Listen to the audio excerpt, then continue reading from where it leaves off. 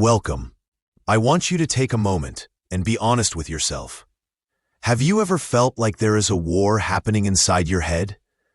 You are smiling on the outside. You are nodding at your friends. You are doing your job. But inside, you are screaming. Inside, there is a voice that just won't be quiet. It tells you that you are not good enough.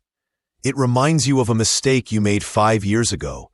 It whispers that something bad is about to happen. If you have felt this, I want you to know something very important. You are not crazy, you are not broken, and you are definitely not alone. Today, we are going to go on a journey together. This isn't just a motivational video with empty quotes.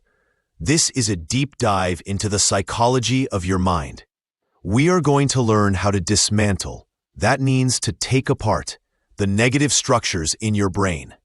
We are going to learn how to stop the pain, fear, and regret that drags you down.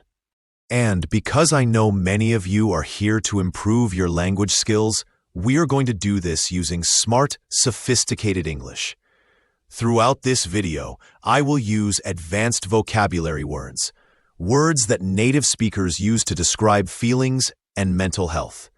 By the end of this video, you won't just feel lighter, you will sound smarter. So take a deep breath, relax your shoulders. Let's open the door to your new life. Section 1. The hidden enemy, the subconscious mind. Let's start with the biggest misunderstanding people have. When you have a negative thought, what do? You try to fight it, right? You tell yourself, stop thinking that. Be positive, be happy. But let me ask you, does it work? Usually, it doesn't. Why?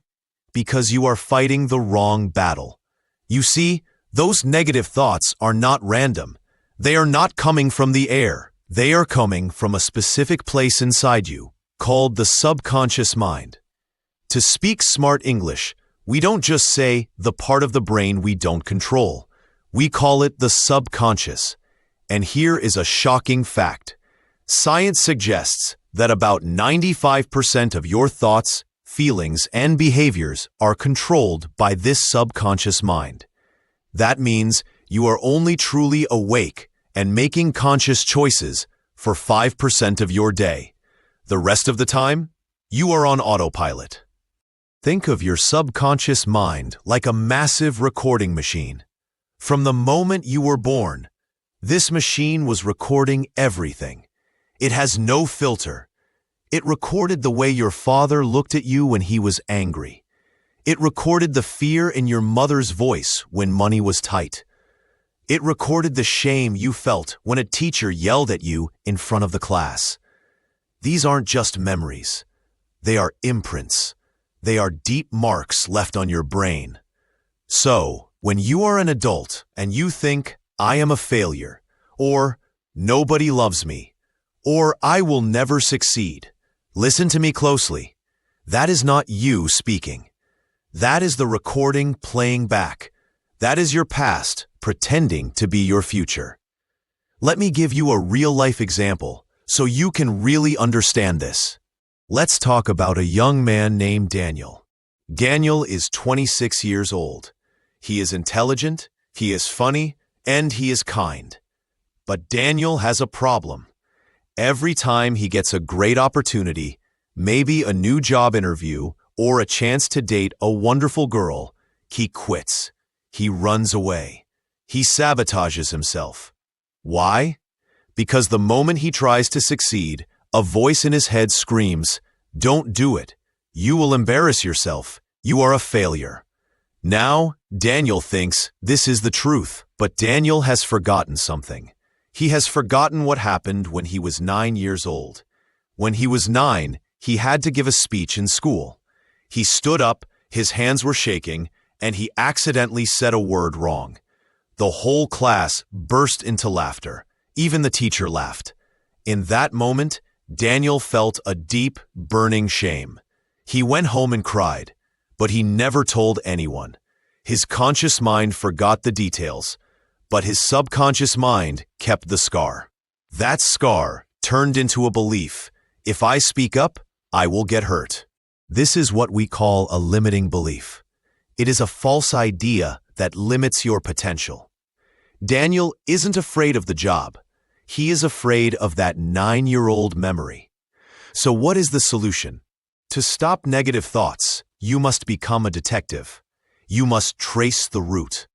Here is your first mission. It is a simple writing exercise, but it is powerful.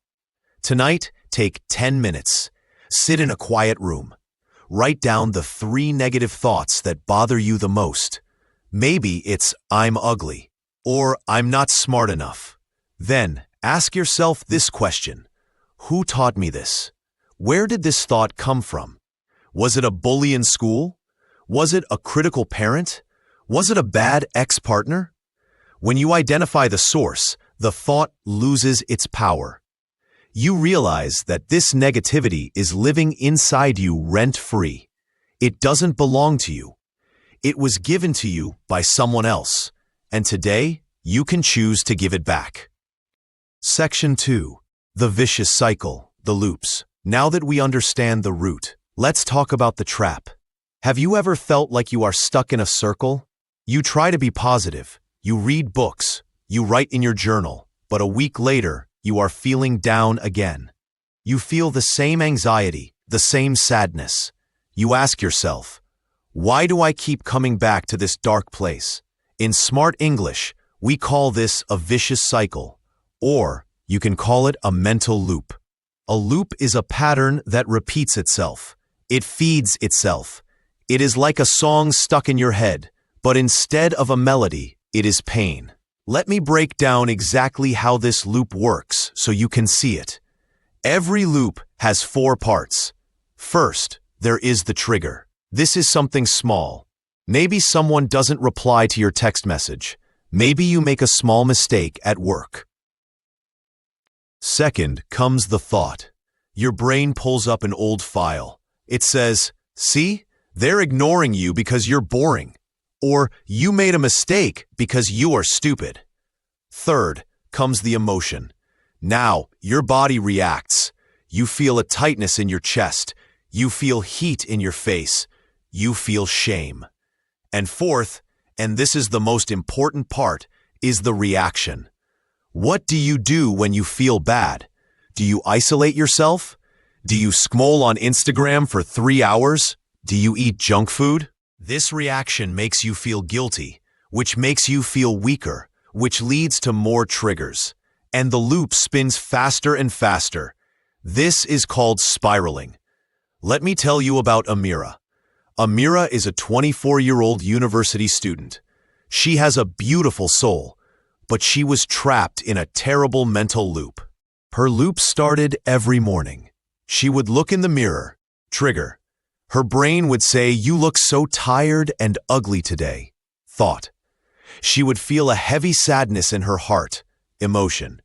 And her reaction? She would cancel her plans with friends and stay in bed, scrolling through photos of perfect models online. This reaction only confirmed her belief that she was alone and unworthy. She thought this was her reality. She told herself, I am just a depressive person. But she wasn't. She was just stuck in a loop. One day, Amira learned a technique called pattern interruption. This is a very smart concept. You cannot always stop the trigger. You cannot always stop the first negative thought. But you can control your reaction. If you change the reaction, you break the machine. So Amira tried it. One morning, she looked in the mirror. The voice said, you look terrible. She felt the sadness rising, but instead of crying or canceling her plans, she did something strange. She looked at herself in the mirror. She forced a little smile, and she said out loud, that is an interesting thought. Notice the vocabulary here. She didn't say, that is a true thought. She said it was an interesting thought. She detached herself from it. She treated the thought like a passing cloud, not a fact. Then she made a cup of tea, put on her favorite earrings, and went to class. She forced herself to say hello to one person.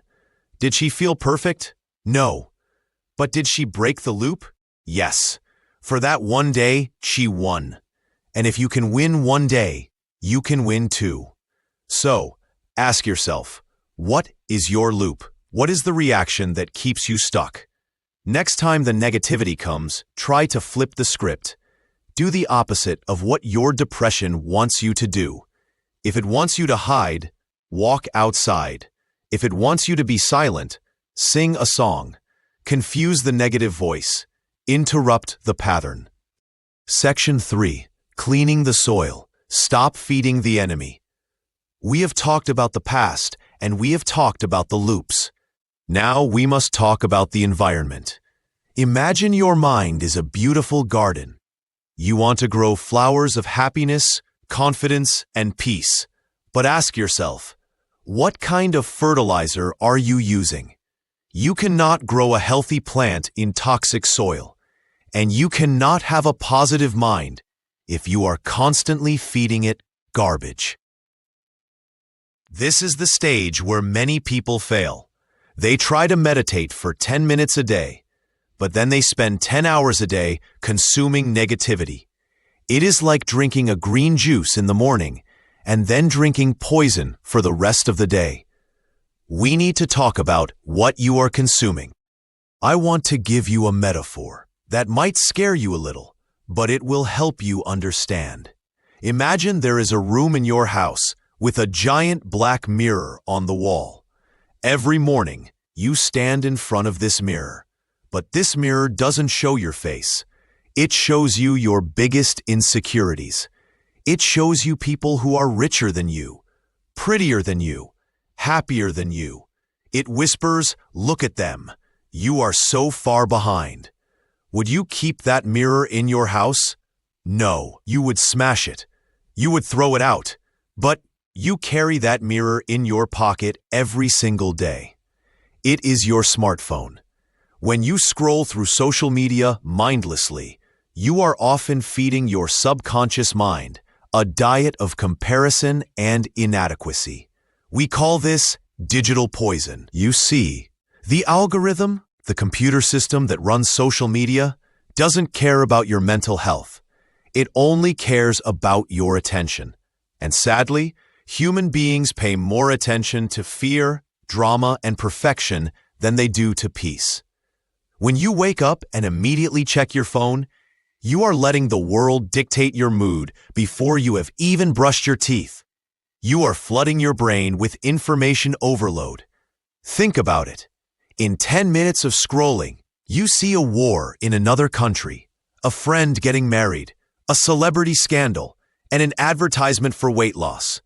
Your brain is not designed to process this much emotion so quickly. It leaves you feeling drained, anxious, and numb. This state is what we call mental fatigue. So, how do we stop feeding the enemy? We have to set boundaries. But cleaning the soil is just the beginning. Once we stop the poison, we have to start planting the seeds of truth. We have to learn how to actually reprogram the brain to work for us, not against us. In the next part of this video, we are going to discuss the specific tools you can use to rewrite your story. We will talk about the power of reframing and how to find your anchor. But for now, I want you to pause. I want you to look at the loops you are in. I want you to identify the digital poison in your life. Are you ready to take the next step? Let's keep going. Let's go deeper into this concept of feeding the enemy. You might say to me, but I only watch these sad videos for fun. Or, I don't take the angry comments seriously. But here is the science of the brain. Your subconscious mind does not understand a joke. It does not understand sarcasm. It only understands input. It is reporting everything.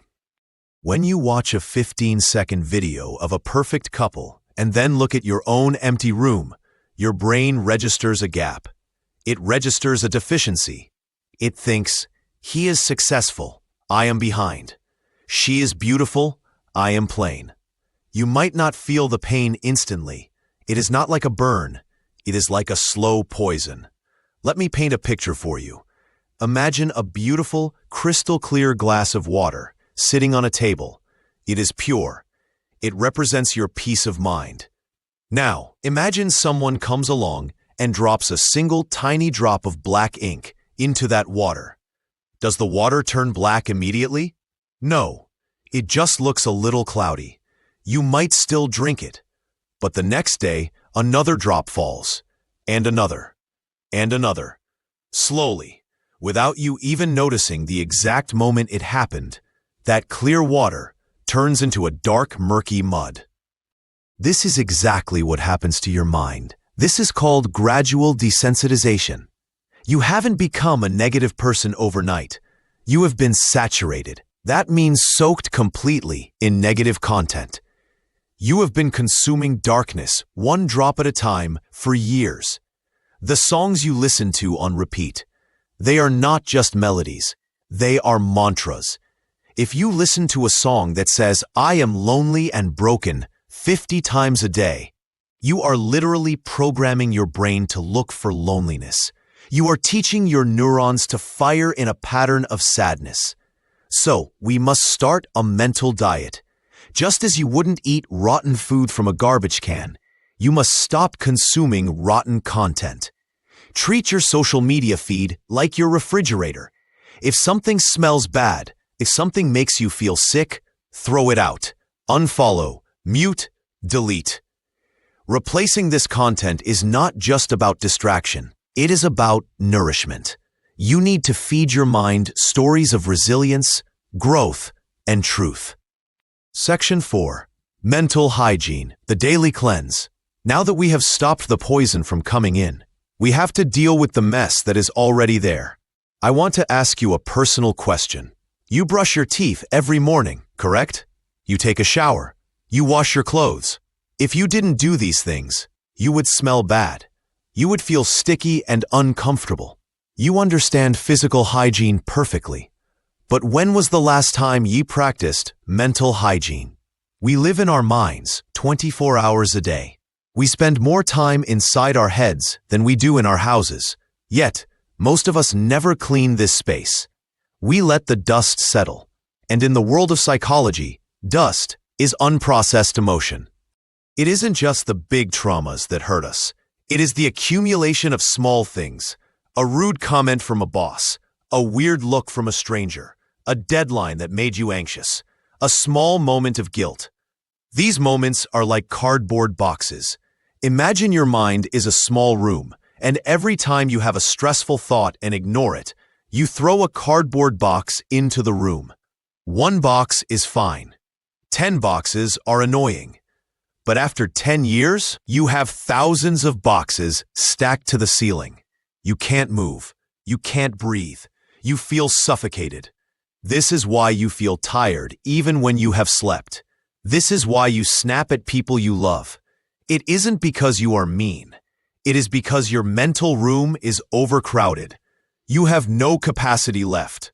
So how do we clean this room? We don't do it once a year. We do it daily. Here are 3 powerful advanced techniques to brush your mind. Technique 1. The thought shelf method, compartmentalization. Sometimes your brain feels like a broken record, playing the same worry over and over.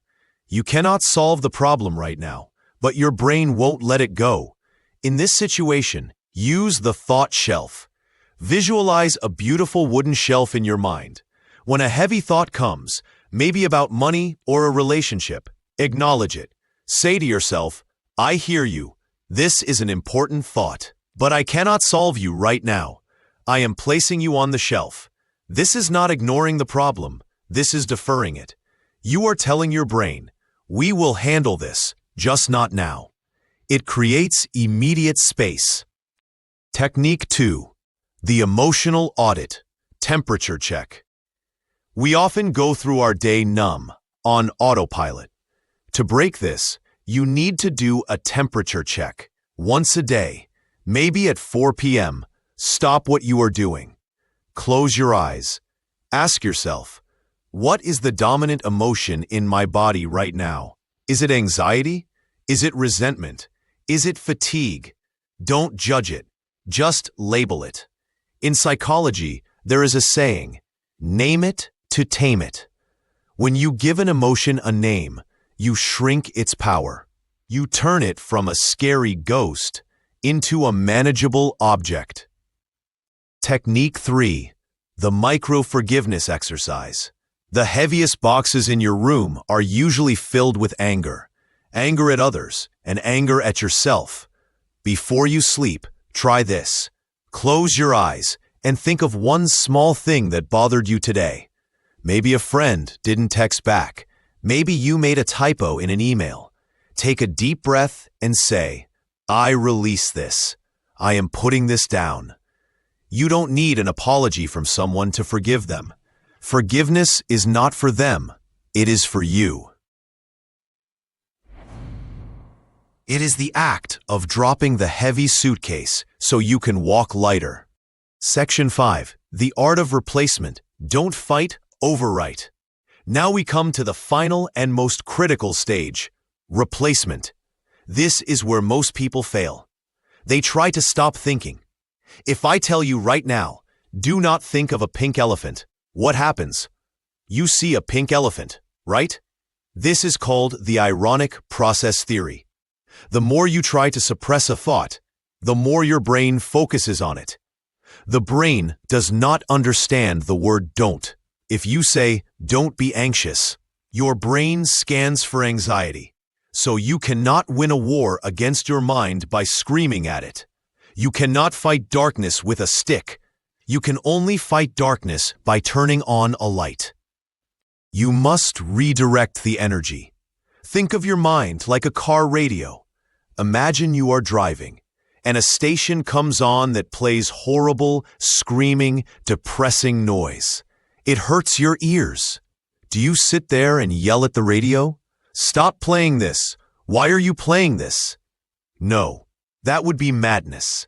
You simply reach out your hand and change the frequency. You tune into a different station. You cannot erase a negative thought, but you can overwrite it.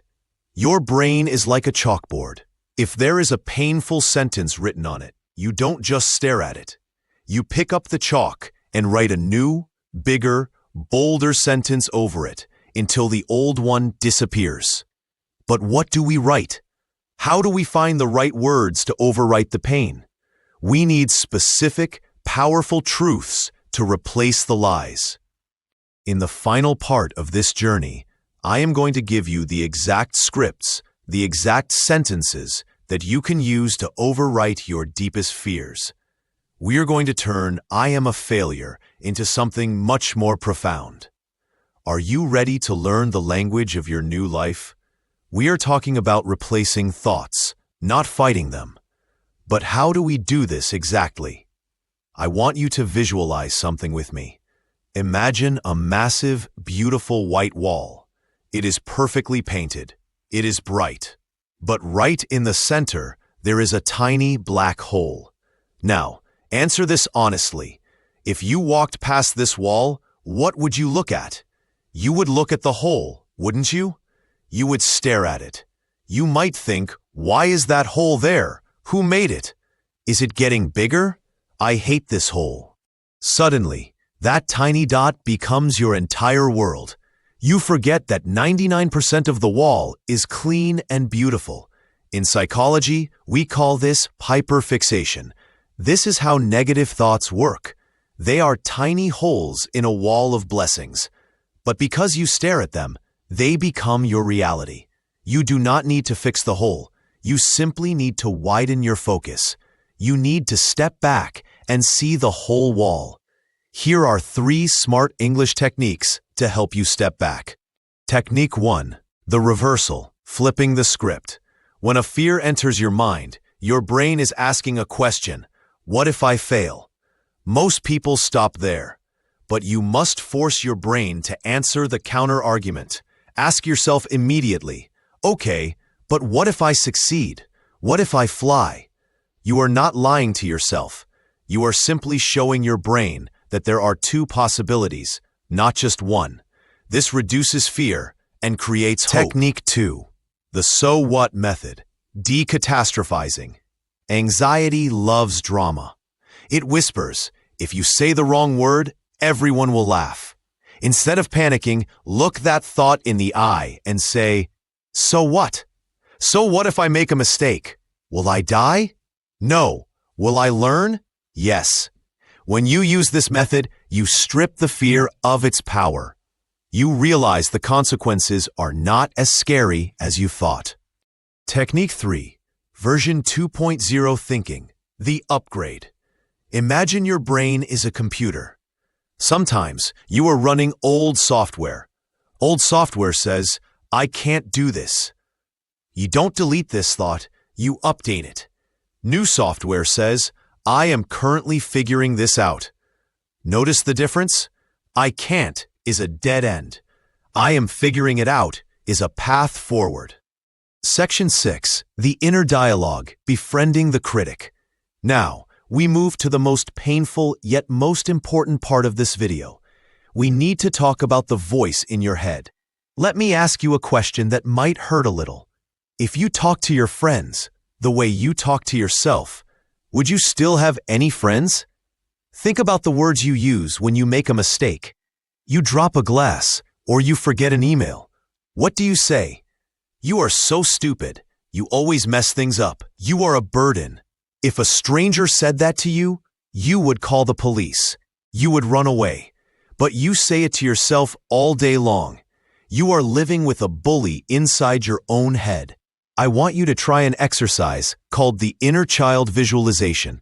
Imagine a 7-year-old version of you walks into the room right now. They are small, they are scared, and they are crying because they made a mistake. Would you scream at them? Would you call them stupid? No, of course not. You would hug them. You would say, it is okay. You are safe. We will try again. So, why can you not give that same compassion to yourself? You must understand that your mind is a garden. Your self-talk is the gardener. If the gardener pours acid and poison on the plants every day, saying, you are ugly, you are slow, the plants will die. But if the gardener provides water and sunlight, saying, it is okay, take your time, even the weakest plant will grow. Here is a practical tool you can use today. Give your inner critic a name. This sounds funny, but it is a powerful psychological tool called externalization. When the negative voice starts screaming, give it a name. Let's call him Doubting Dan or Negative Nancy. When the thought comes, say, oh, that's just Doubting Dan talking again. He is very dramatic today. By naming the voice, you separate it from your identity. You realize that you are not the voice. You are the listener, and the listener has the power to ignore the noise. Section 7. The silent triggers, the ticking clock. We have cleaned the garden, but we must look for hidden traps. We call these triggers. Triggers are not always loud explosions. Sometimes they are very quiet. Imagine you live in a room with a clock on the wall. Tick-tock, tick-tock. At first, it is annoying. But after 5 years, you don't even hear it anymore. It becomes background noise. But one day, you remove the clock, and suddenly, you feel a deep sense of peace. You realize, oh my God, that noise was driving me crazy, and I didn't even know it. Many of you have ticking clocks in your life. It might be a friend who always makes backhanded compliments. It might be a messy room that makes you feel chaotic. It might be the sad music you listen to on the bus. These are subconscious stressors. You need to identify them and cut them off. This is not about being mean. This is about self-preservation. If a wound is trying to heal, you don't keep touching it with dirty hands. You bandage it. You protect it. You need to protect your energy. If following a certain person on Instagram makes you feel insecure, unfollow them. That is not hate. That is hygiene. Section 8. Kintsugi. Turning pain into power. And now, we arrive at the end of our journey. If you have watched this far, I know something about you. I know you have been through pain. I know you have felt broken. Society tells us that broken things should be thrown away. But I want to teach you a beautiful Japanese concept called kintsugi. In Japan, when a valuable ceramic bowl breaks, they do not throw it in the trash. Instead, they hire a master artist. The artist takes the broken pieces and glues them back together. But here is the magic. He mixes pure gold into the glue. When the bowl is finished, it is not fixed. It is transformed.